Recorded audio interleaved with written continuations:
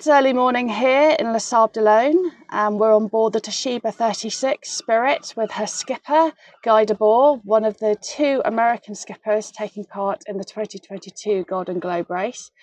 Guy, just first of all, just tell me why you decided to buy this boat for the race.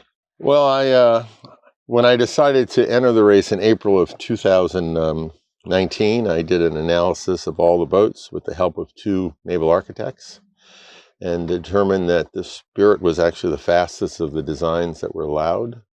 It turns out it's also a very powerful boat and very large, and I'm a 6'6" individual, so I'm enjoying the space I have down below because I'll be spending a lot of time there in the Southern Ocean. Yeah. And just tell me what you've done to the boat to make her race ready. Really, we didn't do anything structurally. The boat was rock solid. I took out the forward cabin so I could add a second crash bulkhead. The first one was mandatory, but I felt it was actually insufficient. So I installed the second one. We replaced all the chain plates, so that's all new stainless steel, but the reinforcements there didn't have to do anything there. Fuel tank had to come out, and unfortunately when I installed the first one, we did it incorrectly and had to do it again just several months ago. But that was owner-operator error. So we did that. I originally wanted a new spar, but either a combination of funding, lack of, and looking at the sparse tubes that were available, this column is actually, I think, stronger than every other spar that's in the fleet, even the ones that have been reinforced. So very happy with that. I followed the Jean-Luc message that if he did not reduce the height of his mast, when he damaged his mast, he said he would have definitely lost it. So even though this is one of the heaviest boats, is the 3rd heaviest boat in the fleet, the analysis of the wind conditions and the course didn't feel I needed that sail area. So we reduced it exactly what Jean-Luc did, because the displacement to sail area ratio was where the designer was comfortable with, and did that. And we wrapped the mast with heavy-duty reinforcements. This aluminum looks like a clamshell that fits around it at all of the points that the shrouds attach, spreaders. I'm very confident in my spar as well. And I noticed the boat is missing a boom at the moment. That was the thing that I already had the feeling that the boom was a little light, and coming here and seeing all the other boats made the decision to replace the boom. Sparcraft here in France stepped up and delivered the boom yesterday. Boom's a sort of plug and play. It's not exactly, but my team here will have it ready, and we'll be able to start tomorrow without any delay. So you're not worried that you haven't actually sailed with your new boom? All a boom does is hold up the foot out. As long as the attachment points for the reef lines, the vang, the main sheet are all correct, it's fine. And talking about kind of the early part of the race, obviously you've got to go to the Canary Islands for the film drop. Have you got any concerns about the recent orca interactions that have seemed to have kind of increased along the kind of Spanish and I'm sorry, what interaction? Orca, killer whale interaction. Oh, no, it's, well, my number one fear in the race is not the Southern Ocean. I respect the Southern Ocean, but I think I'll be able to handle it, especially this boat can. The big number one fear is fishing boats and shipping. And of course, Abolish Tommy on the Gijon charity sail from Gijon here to Les Sables hit a Dutch ship. My father was a Dutch merchant officer, and so I truly respect the Dutch shipping, and it still happened. So that's my number one concern. The second one, yes, is the orcas. And I went to Don at our March meeting here in Les Sables and requested that a waypoint be added to keep us away from the Portuguese coast, and he declined. So I just received my second hydrovane rudder, so just in case I have the unfortunate of going there, I think that's why. And right now, looking at the weather forecasting, I think it'll be best that we go at least around Cape Finisterre, inside the shipping exclusion zone, not outside. So it raises the possibilities that you know, and I fear it, and I fear for my competitors. Where we worked 4 years to be here, and within a week to have not a sailing incident, but you know, a wildlife incident potentially take us out is not. I'm not happy about that. And what do you think gives you the edge, the advantage against all the other competitors here? Well, I know if it's an edge or stuff, I just look at it that you know, I've had a what I determine a successful racing career my whole life. I mean, I tried to make the U.S. Olympic team, And that was sailing in. I made it to the trials in the '88 in the fin class.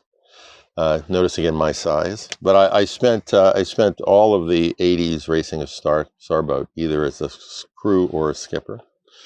And that progressed to racing large boats, and so I think I have the most racing experience, you know, especially racing around the world and things like that.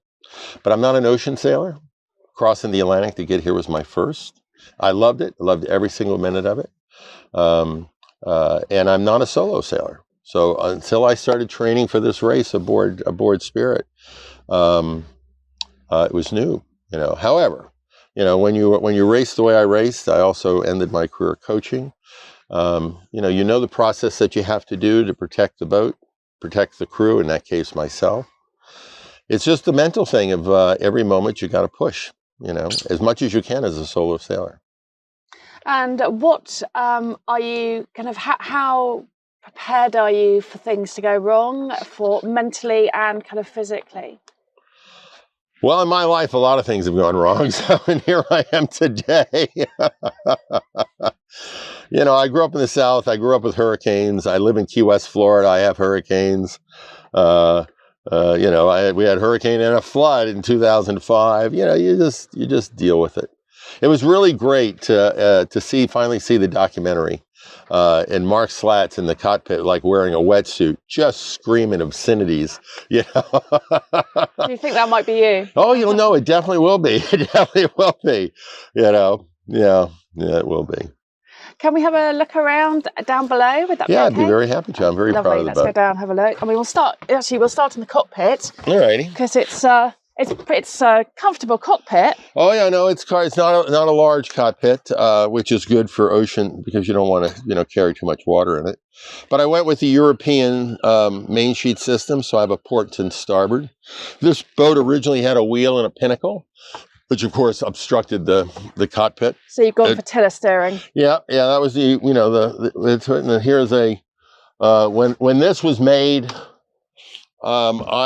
I said that this was Conan the Barbarian sword as a weapon. This is a stainless steel tiller, and very powerful, very strong. I don't have any fear of losing, you know, having any problem with that. And obviously you've got the extension there, so you can actually sit. Yeah, a little bit. I mean, it's a light air. I mean, I can't envision sailing in like in a gale with a tiller extension. For one, you don't want to be out of the cockpit. You want to be right here. But I designed the boat with everything involving the main coming aft and at least the roller furlers. So no reason to leave the cockpit. I have a little snubbing winch. For things like boom brake, some barber hauls, things like that. Nothing powerful at all. And the staysail furler leads to here. And as I said, the main sheet. I would have loved to have big 3-speed self-tailing winches. I didn't have the money for it. These 3-speed Lumars came off of a mid-90s IMS FAR 39. And they offer all the power I need. They're not self-tailing, but we're not in that we're not on a windward leeward race course, you know. So taking an attack or a jibe or something in second, it's fine. And you've obviously got your spray hood there, which you can drop down in heavy weather. Yeah, heavy weather. This thing can collapse because I considered a Dodger, but I don't like the weight up high. I don't like the windage. And the imagine of these, when you see the videos like from the documentary of those waves coming in the quarter and just filling up the cockpit and slamming into this, it's daunting. So what kind of protection have you got? You got some washboards there, and well, this isn't even coming on the race, but these are the cruising, louvered, you know. So what are you going to replace them with? I have this traditional teak slats that I can choose how many I want, and then I have a one-piece reinforced plywood fiberglass, and then I have 2 angle iron steel that come in. You can see here you can't see it there, but anyway, the bolts. So if thousands of pounds of water hit that, the washboard will stay in place and not collapse because of the angle iron steel. But again, I have all the sheet stoppers up here. I'm doing single line reefing. So the third reef is a really long line. But again, I don't have to leave here to reef the main. Roller furling obviously is easy. So I had to really look at myself. I'm now the second oldest because unfortunately Graham Dalton isn't able to make the start. And so you're now the oldest in the second oldest. Yeah, who's the first Edward's oldest? I mean, we're knocking on 70. I'm 67. Okay. I hope to finish this race right before my birthday in April. Okay. And anyway, so don't have to go forward for anything like that, which is a big thing. Energy conservation, and when I'll show you down below, you'll see that you can give me your opinion, but I think it's by far the most comfortable boat. I have no storage issues. Everything gets put away, and crossing the Atlantic. I crossed the early part with the tropical depression, so I sailed in 3 days of 40, 50 knots of wind, and found the leaks that I felt I had to find. So we rebedded the stanchions on this being here in Les Sables, and we're just continuing to move forward. So. Okay, should we go down below? And then I'd love to show you. Show us. So Guy, just show me from the front. It'd be great to show me. Well, I think the good indication is just that, as everybody's learned, I'm quite a large man. I'm tall, big. And I'm standing erect. I'm 6'6", and this is the roomiest boat in the Golden Globe race. And I think comfort going through the race is going to be really critical and important. And I think this boat wins in that category. But if you want, come on with me up to the bow area, and we'll try to get this into the best description that we can. I do apologize for the work we're doing, but this was one of those beautiful staterooms in the bow. The rules said we had to have a crash bulkhead way forward, but I wanted a second crash bulkhead. So the cabinetry came out. Crash bulkhead, obviously, with access port here. And this is the sail locker. So when the boats sails come down, they'll come down out of the hatch. And this is the storage. Because we took so much weight out of the boat, we actually moved the batteries all the way up here to balance the boat out better. Oh, interesting. We have a line locker on this side over here, and we'll have all this more organized once we get going later today, because the start is tomorrow. This is one of those beautiful little closets, and we took everything out except so we can put the dry bags in. That's a better way of storing things. I see you got labels there just to remind you where everything is. Yeah, we got labels to tell you what is what and where to find it. So I noticed cigars there. I guess that was a key part of your planning. Yeah, it was. I'm a cigar smoker, and I smoke one large cigar a day. And my goal is to finish the race in 200 days or less, and I brought 200 cigars. That's motivation. I don't plan to use the head, but this is the beautiful head and such, and it actually even has a shower. So we'll be getting all this organized later today and emptying all the unnecessary stuff out. So the toilet will go, will it? It's supposed to, but quite frankly, I don't know if I'll have time. Okay, but you're going to do bucket and chuck it? I'm only using bucket. I'm not using the head. Yeah. I moved the life raft here, so it's in the main salon, strapped down, low in the boat. So you're comfortable with that not being on deck? Yes, I am. It's actually, if I had a fear, it's it being washed off the deck. Again, I'm a large guy, so I think if I had to use it, I could get it up out of the companionway. I only have, in primary use, we got the 2 settee bunks here. Only one side with cushions, and they'll move. And you'll see the lee cloths are really reinforced. So I'm bringing 37 weeks of food, which is 200 days. And each one is in one of these dry bags. But I can shift the weight as the boat needs it. This is the equivalent of 5 crew members when it's all stacked on the high side. Okay, so and I'm only aware, or I can only think of one crew, one race member, or one person in the race that's going to stack. And I think the race has escalated. The competition has escalated that you have to move the weight. So to start the race, it's about 750 pounds, which is, what is that? 1,500 kilos. So it's important. Like I said, 585-pound people sitting on the rail like a race boat. You know. And you hope that will give you a bit of an edge. Oh, sure it will. Yeah. That's stability is carry sail area speed. So I like this Toshiba because it had the private quarter berth, which puts the nav station facing aft. So this is I think this is the farthest that of any competitor their nav table is in relation to the companionway, which of course is keep your equipment dry, keep your equipment dry, keep your equipment dry. And of course, here's the weather facts.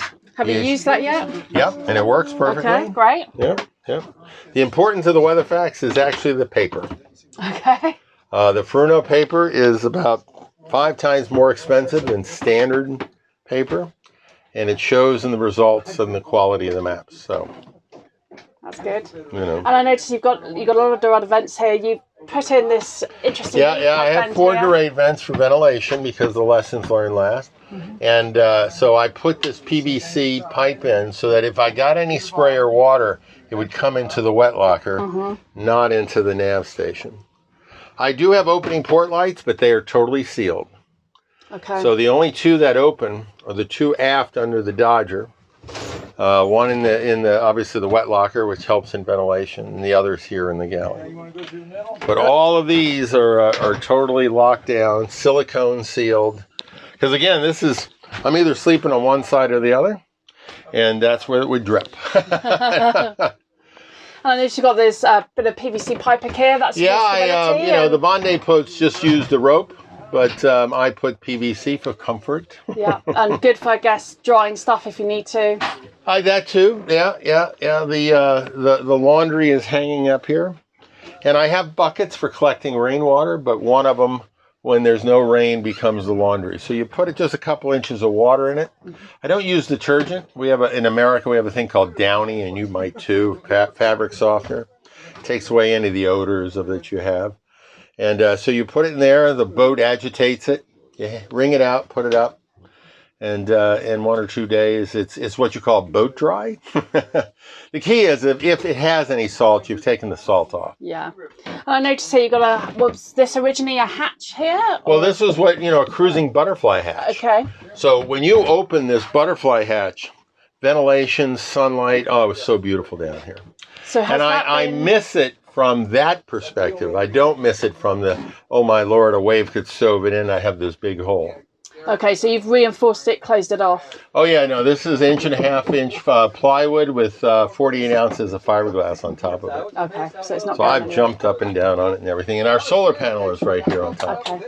And then obviously you've got your galley here. I assume you're going to be using a jet boil because I'm not seeing anything else. Well, only a jet. Well, I have a skillet. Okay. But it uses a small little burner. But here's the jet boil. So yeah, you boil water. I either fix my morning grits or oatmeal, all my coffee, instant soup, hot chocolate, and I think that's it. Then I have a small skillet, which with shot cord sits here, and my treats of the week are a can of Spam, corned beef, and pork and beans. And is it important for you to have those treats just to give you a little bit of comfort? Well, yeah, of course. And of course, all my chocolate and candy. I have a lot of chocolate and candy. How much chocolate have you got? A lot, I'm guessing. A lot. Okay. No, it's over 20 pounds. Oh wow. Okay. You know. Okay. And have you put them all in one place, or I know another? They're in dry bags. No, Okay. they're in 2 or 3 different dry bags. Because I know another skipper's wife has hidden jars of Nutella around his. Because he yacht. likes Nutella. Yeah, because he likes Nutella. What if he never finds it? Well, that was interesting. That's got to be Simon. My lips are sealed. Yeah. No, that's fine. That's fine. So anyway, so that's the story. And I have 2 egg breakfasts, but I grew up in the south of U.S., Louisiana. So these are oatmeal and grits. Again, you boil water and eat flavors of home. Here's an example. Here's a Mexican style adobo, rice, and chicken, and I have 22 different style meals. So almost every night of the week, of the month, I eat a different meal. And was that quite important for you? Well, freeze-dried food, I understand you can get tired of. I crossed the ocean with it, and I didn't get tired of it. But I like spicy food. And okay. back here, so we got massive bowl of Tabasco. Back here, I've got Mexican jalapeno chula. I just have everything. And I'm going to go fishing. And hopefully I catch tuna, because I have everything there for tuna and is sushi. Are you a good fisherman normally on a boat? No. But when you're trolling, anybody can troll. Okay. And then on this type thing, you're not catching a fish; you're just bringing in a dead one because you drowned them. Yeah. You're not. The chance of you sitting there while they're alive and going like this is going to be pretty rare. Okay. Because a lot of the time on the race you're navigating. And then trimming sails and taking care of the boat, taking care of yourself. And I understand I might sleep an hour or 2 in the 6 months, but we'll see.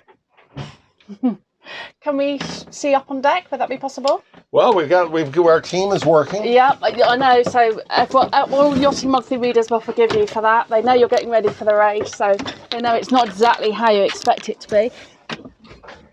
So in your cockpit there, so you've got your new boom on. Brand new boom. Thank you, Sparcraft. And it's a GGR boom. It was the one thing after I got here I realized that my boom was not up to the qualities of the other boats. And it is my intention not only to do well, but win, and you need a boom to win. So you do. It's going to be a bit hard to get around without one. Well, impossible to win without one. Yes, indeed. Can we go up on deck and just have a look? I mean, I just noticed here before we do that, you've got this very big canopy here that you can drop down. Yeah, I got a Dodger, which of course we can collapse. Was it important for you that it collapsed? Well, because of the storms, I don't. If I would not sail, I don't think with a rigid Dodger. I think they create too much windage, high weight, and if a sea comes in from your stern quarter, it could be the deciding factor of you rolling or not. Okay. So, I'm happy not having a hard Dodger.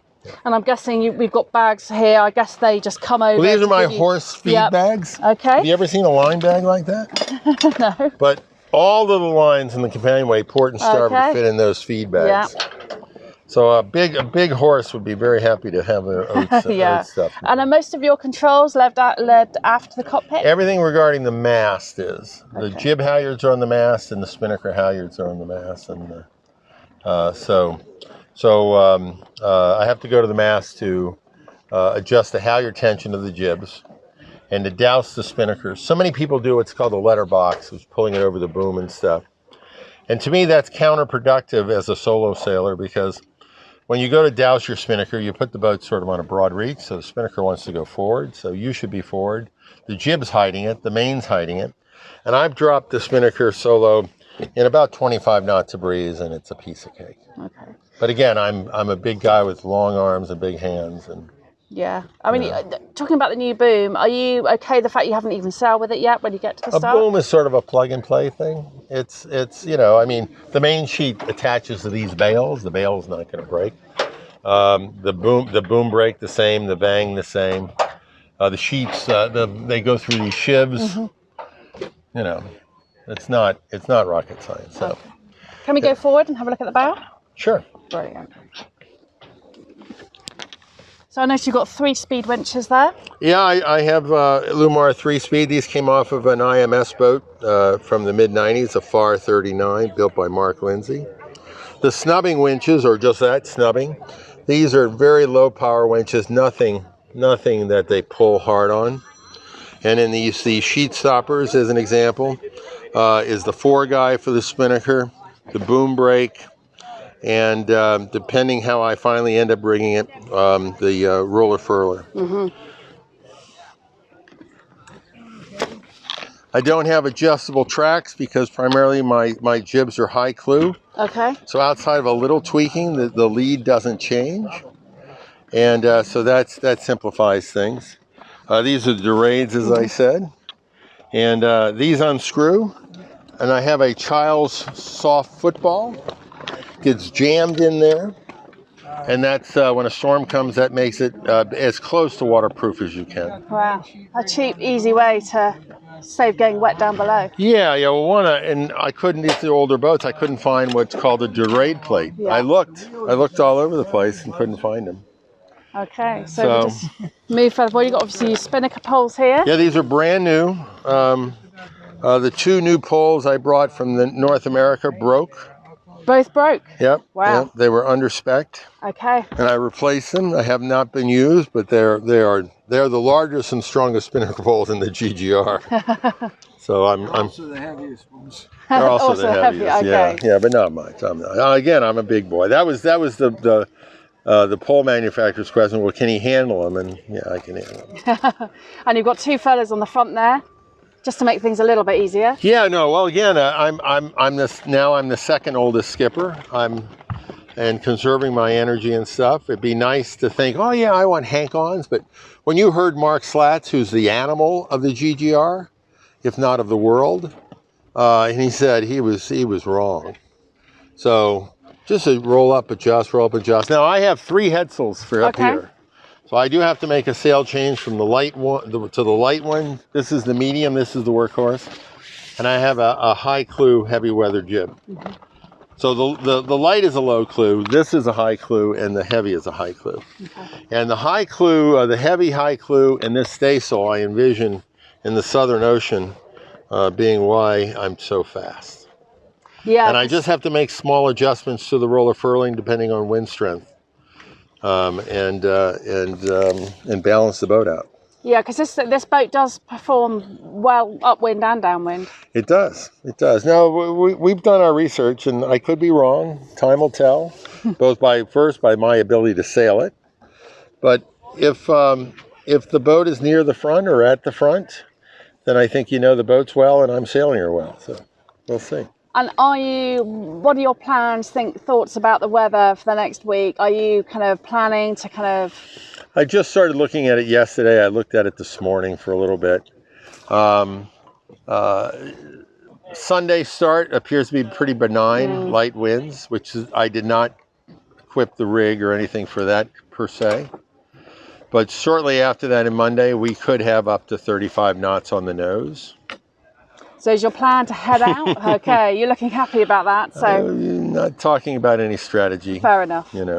Even if this posts later, because it changes. Yeah, it does. One thing about the Bay of Biscay, it's almost like the Great Lakes and up in the United States is, you look at it 1 second, in 10 minutes it's something else. So you need to be able to move with the changing system. Sure. And so we're just having a look at the mast here. Was this a new mast did you get for the boat? No. That's the original mast. But it was re-engineered by Buzz Ballinger in California. Those are brand new spreaders, those big, beautiful spreaders. Yeah. So this was a single spreader rig, and now it's double. And you've done that for strength? So the original spreaders are up top now.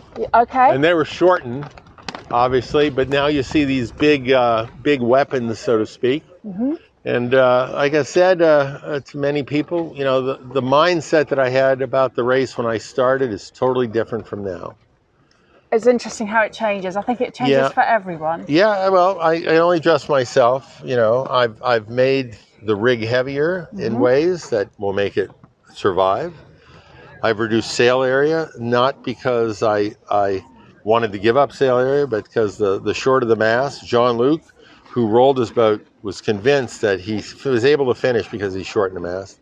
So is the mast shorter than original spec? A 1.5 meters, exactly like Jean-Luc. Yeah. We worked with the yacht designer for the sail area to displacement ratio, and that's where it worked out.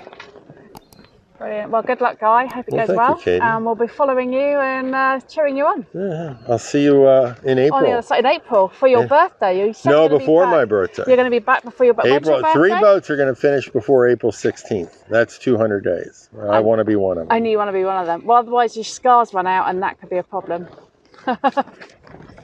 We'll find out. Good luck. Thank you.